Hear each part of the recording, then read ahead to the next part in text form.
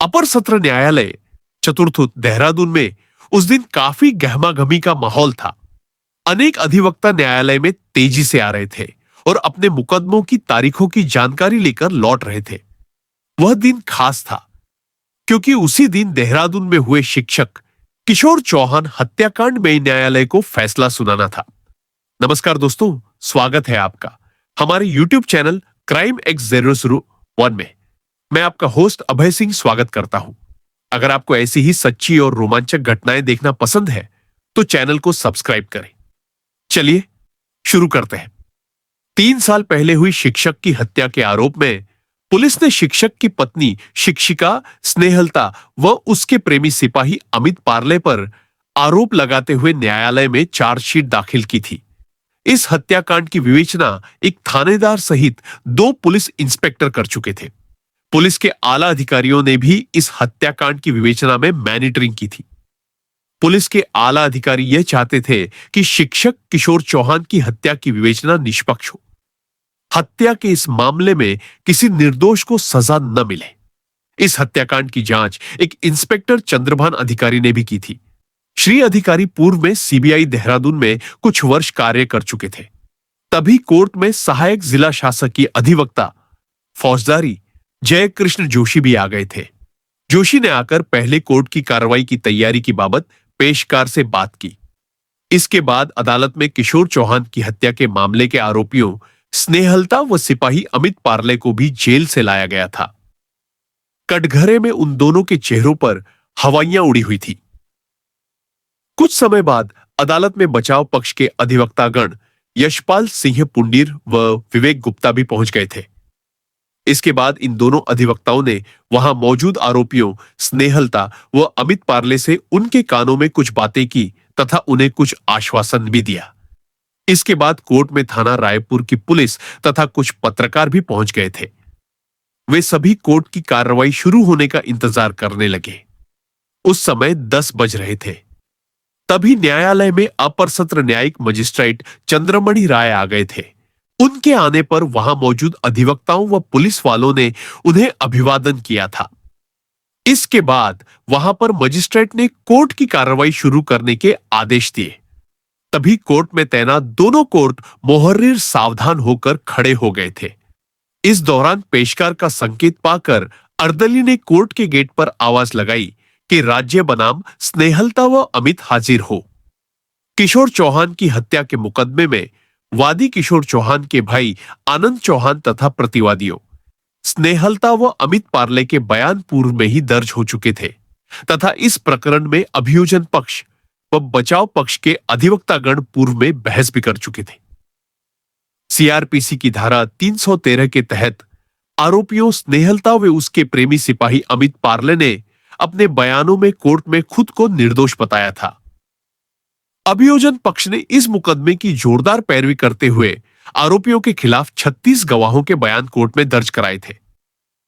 देहरादून के थाना रायपुर में किशोर चौहान हत्याकांड का मुकदमा 17 जून 2018 को आईपीसी की धाराओं 302, 201 व 120 के तहत दर्ज हुआ था। इस मामले के वादी किशोर चौहान के भाई आनंद चौहान ने रायपुर पुलिस को सूचना दी थी कि गत 15 जून 2018 की रात 8 बजे मेरा भाई किशोर चौहान अपनी पत्नी स्नेहलता के साथ अपनी वैगनार कार द्वारा घूमने के लिए घर से निकला था। उस वक्त कार स्नेहलता चला रही थी। आराघर चौकी से 20 मीटर आगे किशोर चौहान ने कार को रुकवाया था और स्नेहलता को कोल्ड ड्रिंक लाने के लिए भेजा था। जब स्नेहलता कोल्ड ड्रिंक लेकर पैदल आई थी तो तब तक किशोर चौहान वहां से जा चुका था। इसके बाद स्नेहलता ने इसकी सूचना अपने परिजनों को फोन करके दी थी। वो किशोर को आसपास तलाश किया था। रात 9:10 पर स्नेहलता का फोन किशोर ने रिसीव किया और कहा कि तुम परेशान मत हो, मैं आ जाऊंगा। इसके बाद स्नेहलता ने यह सूचना अपनी जेठानी को देनी चाहिए तो जेठानी का मोबाइल बंद मिला। इसके बाद 16 जून 2018 की सुबह को थाना रायपुर पुलिस ने किशोर के भाई आनंद को सूचना दी कि तुम्हारे भाई किशोर चौहान रिंग रोड किसान भवन के पास अपनी कार में मृत मिले हैं। इस सूचना पर किशोर के घर वाले मौके पर पहुंचे थे। रायपुर पुलिस ने घटनास्थल की कार्रवाई पूरी करके शव पोस्टमार्टम के लिए दून अस्पताल भेज दिया था और आनंद चौहान की ओर से किशोर की हत्या का मुकदमा दर्ज कर लिया था। मुकदमा दर्ज होने के बाद इस प्रकरण की जांच थानेदार मनोज रावत को सौंप दी गई थी। किशोर की मौत का मामला बेहद पेचीदा था। अधिकारी श्री रावत ने कोतवाल हेमेंद्र नेगी के निर्देश पर मृतक किशोर व उसकी पत्नी स्नेहलता के मोबाइल नंबरों की कॉल डिटेल्स निकलवाई। अगले दिन दोनों के मोबाइल नंबरों की कॉल डिटेल्स उन्हें मिल गई। शिक्षक किशोर चौहान की मौत के मामले को किशोर के भाई आनंद सहित उनके परिजन साजिश के तहत हत्या बता रहे थे तथा इस हत्या का आरोप वे स्नेहलता व उसके प्रेमी सिपाही अमित पार्ले पर लगा रहे थे। पुलिस भी इस मामले में सबूत एकत्र कर रही थी। सबूत एकत्र करने के बाद ही पुलिस ने इस मामले में स्नेहलता व अमित पार्ले के खिलाफ चार्जशीट अदालत में भेजी थी। पति की हत्या के आरोप में गिरफ्तार होने के बाद स्नेहलता को शिक्षा विभाग ने भी निलंबित कर दिया था। तभी अदालत में सहायक जिला शासकीय अधिवक्ता फौजदारी जयकृष्ण जोशी ने न्यायिक मजिस्ट्रेट महोदय से किशोर चौहान की हत्या के मामले में आरोपियों स्नेहलता व सिपाही अमित पार्ले को कठोर दंड देने का अनुरोध किया। जोशी ने कहा कि दोनों आरोपियों पर दोष सिद्ध हो चुका है तथा उन्होंने इस जघन्य हत्याकांड को अंजाम दिया है, इसलिए वे दोनों कठोर दंड पाने के अधिकारी हैं। इसके बाद जैसे ही मजिस्ट्रेट महोदय ने किशोर हत्याकांड में फैसला सुनाना शुरू किया तो अदालत में सन्नाटा छा गया। मजिस्ट्रेट ने कहा कि अभियोजन पक्ष की ओर से प्रस्तुत किए सबूतों व गवाहों की गवाही से यह सिद्ध होता है कि शिक्षक किशोर चौहान की साजिश के तहत हत्या स्नेहलता व सिपाही अमित पार्ले द्वारा ही की गई थी। दोनों के द्वारा यह गंभीर प्रकृति का अपराध किया गया है। दोनों ही आरोपी पढ़े लिखे हैं। वे अपराध की गंभीरता व परिणाम से पूर्णतया वाकिफ है। अतः दोष सिद्ध अभियुक्त गण स्नेहलता चौहान व अमित पार्ले प्रत्येक को धारा 302, 120 भादन सम 1860 के आरोप में आजीवन कारावास एवं 25,000 रुपए के अर्थदंड से दंडित किया जाता है। अर्थदंड अदा न करने पर अभियुक्त गण 4 माह का अतिरिक्त साधारण कारावास भोगेंगे। दोष सिद्ध अभियुक्त गण स्नेहलता चौहान व अमित पार्ले को धारा 201 भादन सम 1860 के आरोप में 5 साल के कठोर कारावास एवं 10,000 रुपए के अर्थदंड से दंडित किया जाता है। अर्थदंड अदा न करने पर अभियुक्त गण 3 माह का अतिरिक्त साधारण कारावास भोगेंगे। सभी सजाएं साथ साथ चलेंगी। अभियुक्त गण के द्वारा जांच के दौरान जेल में बिताई गई अवधि सजा में समायोजित की जाएगी। न्यायिक अभिरक्षा में न्यायालय में उपस्थित अभियुक्त गणों का वारंट बनाकर उन्हें सजा भुगतने के लिए जिला कारागार देहरादून भेजा जाए। अदालत के इस फैसले की एक एक प्रति अभियुक्त गणों को अविलंब निम्डार्क शुल्क दी जाए। यदि अपील होती है तो माननीय अपीलीय न्यायालय के निर्देशों का अनुपालन हो। अदालत के इस फैसले को सुनकर स्नेहलता व अमित पार्ले की आंखों में आंसू छलक आए। ऐसा लग रहा था कि उन दोनों को अपने किए पर पछतावा हो रहा था। कुछ ऐसा भी था कि वे दोनों अभी तक विचाराधीन कैदी थे, मगर अदालत के इस फैसले के बाद वे सजायाफ्ता कैदी बन गए थे। 2 सितंबर 2021 को सजा सुनने के बाद उन दोनों को देहरादून जेल ले जाया गया। अपने प्रेमी सिपाही के साथ मिलकर अपने शिक्षक पति की हत्या करने वाली शिक्षिका स्नेहलता की कहानी इस प्रकार है। वर्ष 1999 में स्नेहलता की पहली मुलाकात अमित पार्ले निवासी कावली रोड देहरादून से हुई थी।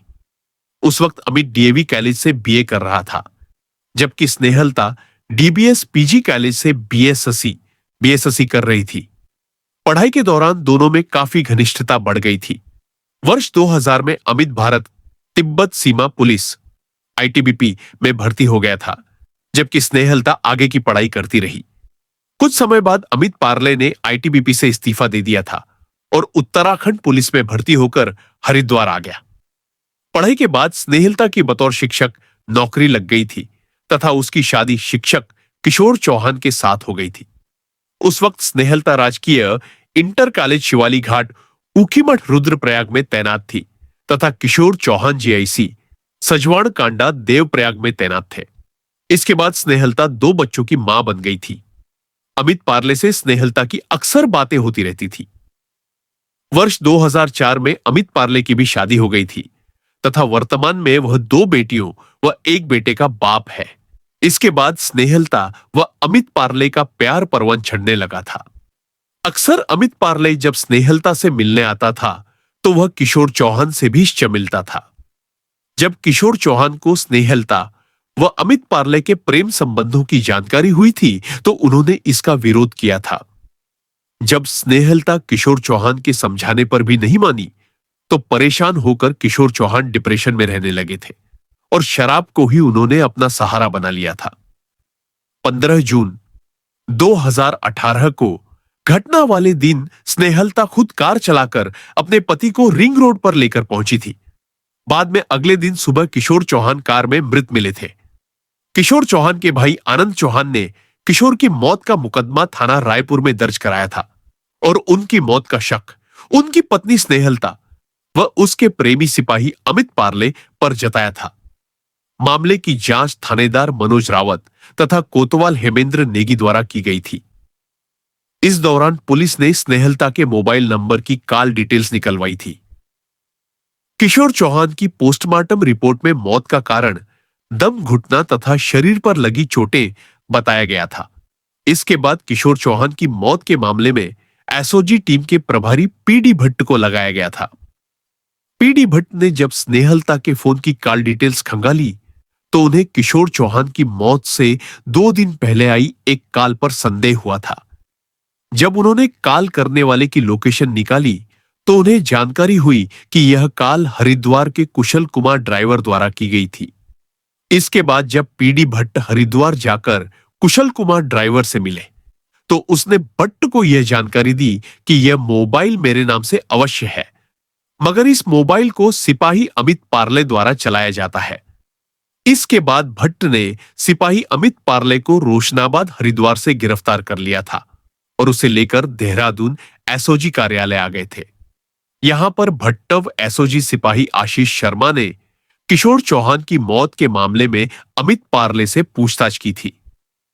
पहले तो अमित पार्ले ने पूछताछ के दौरान श्री भट्ट को गच्छा देने का प्रयास किया था, मगर जब भट्ट ने अमित से तारीखों के अनुसार तथा उसकी लोकेशन के अनुसार पूछताछ की तो वह टूट गया और उसने पुलिस के सामने किशोर चौहान की मौत का सच उगल दिया।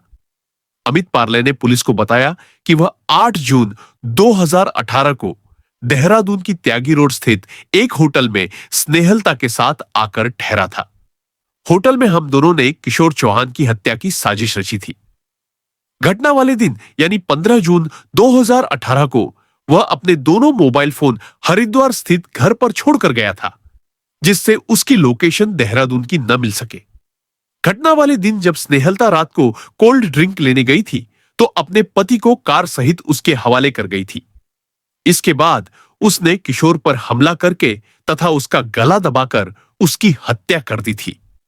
किशोर का मोबाइल भी उसने पास की झाड़ियों में फेंक दिया था। स्नेहलता व खुद के बचाव के लिए वह अपने फोन से स्नेहलता के फोन पर कम बात करता था तथा कुशल कुमार ड्राइवर के नाम से खरीदे गए सिम से ही बात करता था, जिससे पुलिस उसकी लोकेशन न जान सके। अमित ने हरिद्वार के मोबाइल दुकान संचालक मनीष से कुशल कुमार ड्राइवर की आईडी पर सिम खरीदा था। दुकान संचालक को अमित ने यह बताया था कि वह अपनी पत्नी के लिए सिम खरीद रहा है। उस सिम का प्रयोग उसने स्नेहलता से बातचीत के लिए ही किया था। इसके बाद पुलिस ने अमित पार्ले के बयान दर्ज कर लिए थे तथा उसी दिन शाम को रायपुर पुलिस ने स्नेहलता को भी किशोर चौहान की हत्या के आरोप में गिरफ्तार कर लिया था। स्नेहलता ने अपने बयानों में भी अमित पार्ले के बयानों का ही समर्थन किया था। 25 जून 2018 को एसटीएफ की प्रभारी एसएसपी रिद्धिम अग्रवाल ने देहरादून में एक प्रेस वार्ता के दौरान स्नेहलता व अमित पार्ले को मीडिया के सामने पेश किया और किशोर चौहान हत्याकांड का खुलासा किया था।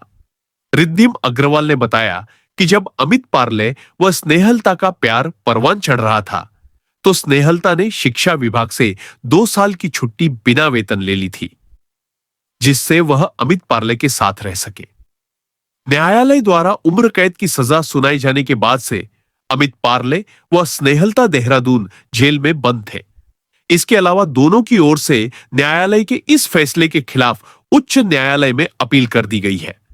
स्नेहलता को सजा सुनाए जाने के बाद अपर निदेशक शिक्षा विभाग महावीर सिंह बिष्ट ने 21 जनवरी 2022 को शिक्षिका स्नेहलता को बर्खास्त करते हुए उसकी सेवा समाप्त कर दी है।